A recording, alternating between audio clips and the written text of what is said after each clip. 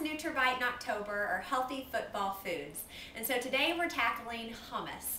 Now hummus is a dip that's traditionally made from garbanzo beans or chickpeas and another ingredient we call tahini paste, which comes from ground sesame seeds. And you can find this ingredient in your ethnic food aisle in your grocery store. So we're going to make our own, and I like to make our own simply because it's so much cheaper. It's about 50% cheaper, and of course it's more delicious when you make it yourself. Now hummus is a very delicious and healthy dip. We get a lot of fiber and protein from the beans, and we also get healthy fats from our olive oil. And we're going to add a special ingredient. This is my husband's favorite hummus recipe. It's red bell roasted pepper. So we're going to add a lot more vitamin C and vitamin A with our roasted red bell peppers. Okay, so to get started, we're simply going to pour 1 can of our garbanzo beans in our food processor, and you can also use a blender if you have that at home too.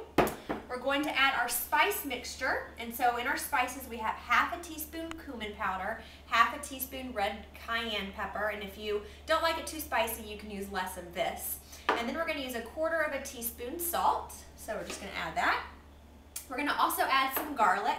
Now most recipes call for about 1 clove of garlic, but I'm a garlic lover, so I'm going to add 3 for my good breath.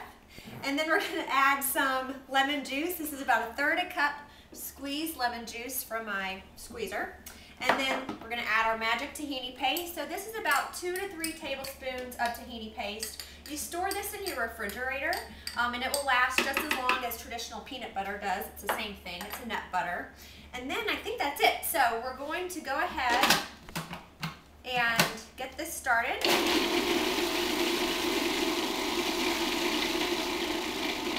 Okay, now we're going to add our bell peppers. I have a mixture here of red and yellow.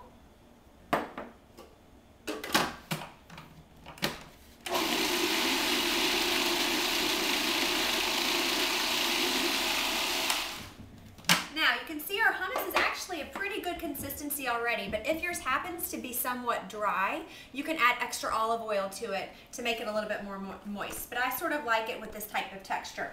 Now we have to have something to dip it with. So these are 2 of my favorite crackers. We've got the October cracker, which has about 4 grams of fiber per serving, and then we've got our rye crisp. Okay, cameraman, since this is your favorite hummus, you should probably give it a shot and see what you think. Oh, that's a big bite.